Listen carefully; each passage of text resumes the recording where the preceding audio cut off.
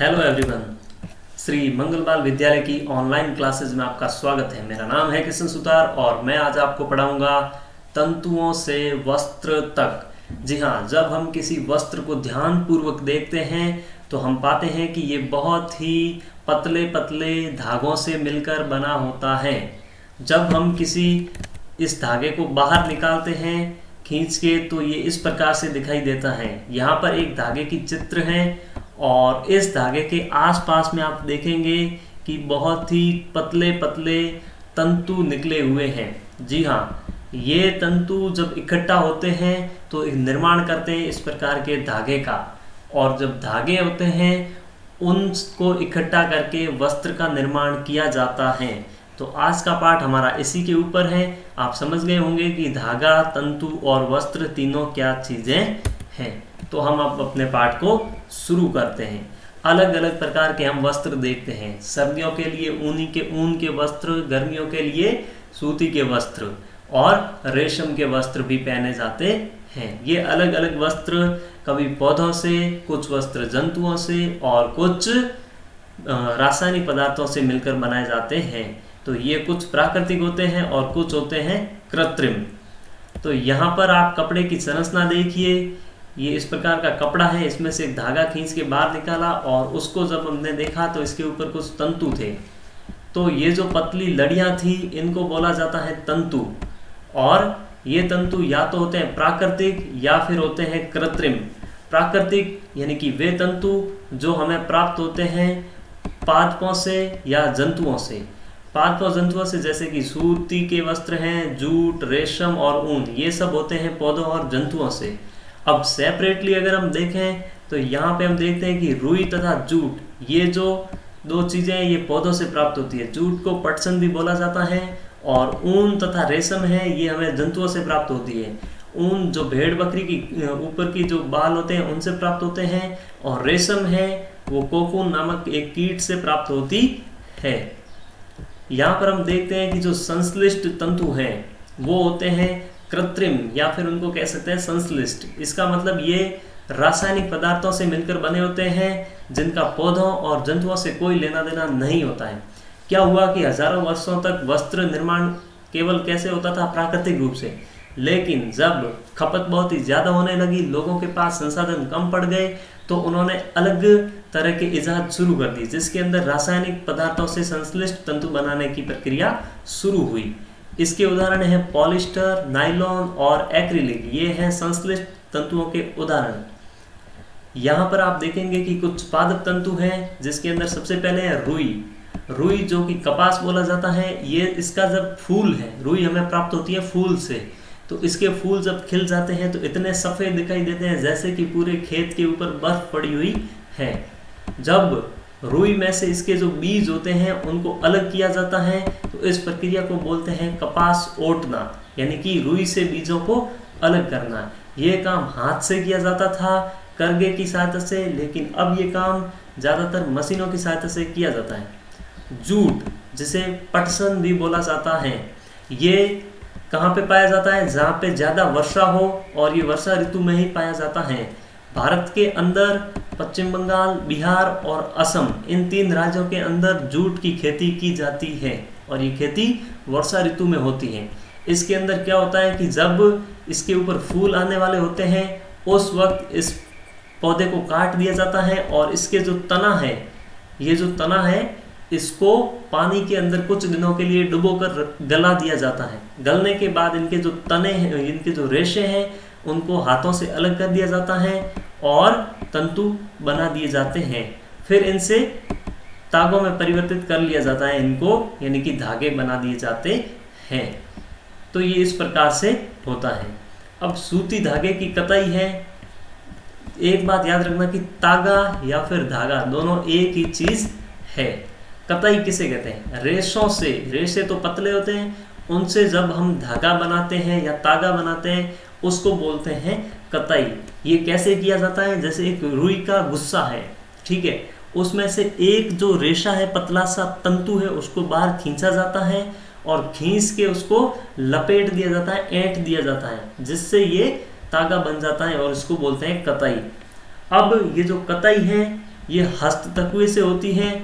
और इसका एक उदाहरण है, उदाहरण मतलब किससे की जाती है, तकली से की जाती है। तकली, ये जो यहाँ पर आपको एक चित्र दिखाई दे रहा है, ये क्या है, तकली है, जो छाते की डंडी की तरह है, इससे की जाती है। और ये काम सरके के द्वारा भी किया जाता है, यानी कि कताई करने का काम सरके से भी होता है।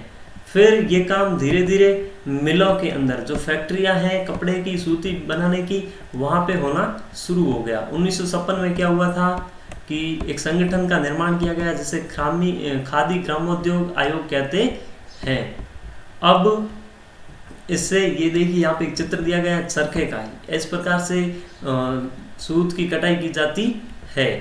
और फिर तागे से वस्त्र बनाना, तागे से वस्त्र, यानी कि अब हमने जो रेशे लिए थे उनसे धागा बना दिया है, अब उनसे हमें वस्त्र बनाना है। इसकी प्रमुख विधियां हैं बुनाई और बंधाई। देखिए बुनाई के अंदर क्या होता है कि 2 तागों के सेट लिए जाते हैं और फिर उनको साथ में जोड़ दिया जाता है, उसको बोलते हैं बुनाई। और बंधाई के अंदर क्या होता है कि यहाँ पर देखिए आप, पहले तो उदाहरण है, ये है बुनाई का। इसमें देखिए कि इस प्रकार से कागज की पट्टियां हैं, उनको साथ में लिया जाता है और उनकी बुनाई की जाती है। फिर हम देखते हैं कि एक विशेष प्रकार की बुनाई, ये विशेष प्रकार की बुनाई क्या है, यही है आपकी बंधाई। इसमें क्या होता है कि एक ही रेशे से, यानी कि एक ही धागे से पूरा जो वस्त्र है वो सिला जाता है। यहाँ पे सिलना नहीं कहूँगा मैं, इसे बुनना ही कहूँगा। आपने देखा होगा जो मोजा होता है उसका अगर एक धागा बाहर निकल आता है तो उसको खींचने पर पूरा का पूरा मोजा खुल जाता है। ये ऐसा क्यों होता है, क्योंकि वो एक ही धागे से बना होता है। कुछ इस तरह से यहाँ पे एक देखिए स्वेटर बनाई हुई है, ये पूरा एक धागे का गट्टा था और इसमें से एक ही धागा है वो लिया जाता है और उससे पूरी स्वेटर बुन ली जाती है। ये काम अब मशीनों से भी होता है, पहले ये सिर्फ हाथों से किया जाता था। वस्त्र सामग्री का इतिहास, अब क्या है कि वस्त्र बहुत पहले जब इंसान अपनी पूर्व अवस्था में था उस वक्त क्या होता था कि उसको इतना ज्ञान नहीं था कपड़े पहनने का, कपड़े सिलने का और कपड़े बनाने का। फिर क्या हुआ कि उस वक्त वे लोग क्या करते थे, वृक्षों की साल, जो पेड़ होते थे उनकी साल, और या फिर जो बड़ी बड़ी पत्तियां हैं और या फिर जंतुओं की चमड़ी, उससे अपने शरीर को ढकते थे। लेकिन धीरे धीरे मानव का विकास होता गया और उसने खेती करना प्रारंभ कर ली। खेती से ही वो सारी चीज़ें सीखता गया और उसने रुई, कपास और जूट से, अन्य चीज़ों से क्या कर लिया, वस्त्र बनाना शुरू कर लिया। फिर यहाँ पे हम जूट से बनाते थे और रुई से। रुई गंगा नदी के निकटवर्ती क्षेत्रों में उगाई जाती थी क्योंकि वहाँ पे ज़्यादा बारिश होती थी और मिट्टी भी अच्छी थी। मिस्र की सभ्यता है, वहाँ पर फ्लैक्स भी उगाया जाता है। यहाँ पे जैसे रुई उगाई जाती है, वहाँ पे फ्लैक्स, तो उससे भी क्या किया जाता है, वस्त्र बनाए जाते थे। फिर क्या हुआ कि धीरे धीरे इंसान और तरक्की करता गया और लोग अलग अलग प्रकार के कपड़े पहनने शुरू हो गए और फिर बाद में वो सिलाई करना भी सीख गया। कुछ कपड़े ऐसे होते हैं जिनको सिलने की ज़रूरत नहीं होती, बिना सिलाई किए हुए भी पहन सकते हैं, जैसे कि धोती हैं, साड़ी, लुंगी और पगड़ियाँ, इनको बिना सिलाई के पहना जाता है। अब यहाँ पे देखिए कपास का कुछ जो गोलक है, ठीक है, उसको ओटा जाता है पहले, फिर उससे रेशे बनाए जाते हैं और रेशों की जब कताई की जाती है तो बनते हैं तागे, यानी कि धागे बनते हैं। उन्हीं धागों की या तागों की बुनाई की जाती है या फिर बंधाई, उससे बनाए जाते हैं वस्त्र। ठीक है, यहाँ पे कुछ शब्द हैं जो बहुत ही सिंपल है, जो मैं बता चुका हूँ। और आगे हम करेंगे प्रश्न उत्तर। प्रश्न उत्तर के अंदर देखिए कि आपको पूछा गया प्राकृतिक कौन से हैं और संश्लिष्ट कौन से हैं। तो प्राकृतिक है, उन पर मैं हाईलाइट करता हूँ। देखिए ऊन, रुई, रेशम, ये तीनों क्या है, प्राकृतिक। साथ में पटसन यानी कि जूट, ये भी प्राकृतिक है। बाकी जो नायलॉन और पॉलिस्टर हैं वो कृत्रिम है। अब आपको सत्य और असत्य पर बताना है, तो जो सत्य है उस पर मैं हाईलाइट करूंगा, बाकी वाला ऐसा ही रहेगा। तो तंतुओं से तागा बनता है, ये बिल्कुल सही है, तंतुओं से तागा बनता है। कताई वस्त्र निर्माण की प्रक्रिया है, बिल्कुल गलत है ये। कताई तो रेशे निर्माण की प्रक्रिया है। और तीसरा है जूट नारियल का बाहरी आवरण होता है, ये भी गलत है। जूट नहीं होता, बल्कि जूट का तो पौधा होता है और वो तने से बनता है, ये गलत है। और रुई से बिनौले बीज हटाने की प्रक्रिया को ओटना कहते हैं। ये बिल्कुल सही है, जो बीज हम हटाते हैं उसको ओटना बोलते हैं। तागों की बुनाई से वस्त्र का एक टुकड़ा बनता है। ये बिल्कुल सही है कि तागों की बुनाई से वस्त्र बनता है। रेशम तंतु किसी पादप के तने से प्राप्त होता है। ये गलत है, हमने पढ़ा था रेशम तंतु कोकून, जो एक कीट होता है रेशम कीट, उससे प्राप्त होता है जो शहतूत की पत्तियों पर रहता है।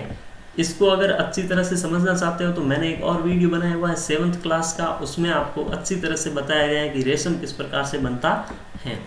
पॉलिएस्टर एक प्राकृतिक तंतु है। ये भी गलत है। पॉलिएस्टर तो क्या है, एक कृत्रिम संश्लिष्ट है। और यहाँ पे खाली जगह के अंदर लिखना है कि पादप से तंतु प्राप्त किए जाते हैं। पादप तंतु प्राप्त किए जाते हैं किस किस से? एक तो पादप तंतु रुई से, और दूसरा प्राप्त किया जाता है पटसन से। ठीक है, रुई और पटसन लिखना है। जांतव तंतु कौन कौन से? जांतव तंतु है, देखो ऊन जो जांतव है, और रेशम, ये क्या है, जांतव तंतु है। चौथा प्रश्न है, रुई तथा जूट पादप के किन भागों से प्राप्त होते हैं? रुई तो होता है फूल से, और जूट प्राप्त होता है आपको पौधे के तने से। ठीक है, नारियल तंतु से बनने वाली दो वस्तुओं के नाम लिखिए। नारियल तंतु से बनने वाली, एक तो हो जाएगी रेशे, और मैट और मशीनों से बनाए जाते हैं वस्त्र। ठीक है, और छठा सवाल है, तंतुओं से तागा निर्मित करने की प्रक्रिया। तंतुओं से तागा बनाने की प्रक्रिया को कताई कहते हैं, और ये काम हथकरघों से या फिर छरके से किया जाता है। इसके अंदर रुई का एक गुस्सा लिया जाता है, और उसमें से एक तंतु बाहर खींचा जाता है, और फिर उसको ऐंठ के रेशे का निर्माण, उस धागे का निर्माण किया जाता है। ये प्रक्रिया आपको लिखनी है जो ऊपर पाठ में दी गई है। तो ये आपके क्वेश्चन आंसर पूरे अच्छी तरह से कॉपी में करने हैं। Thank you for watching this video. ये पार्ट आपका यहीं पे समाप्त होता है। अगले वीडियो के अंदर हम मिलते हैं फिर से किसी और पार्ट के साथ।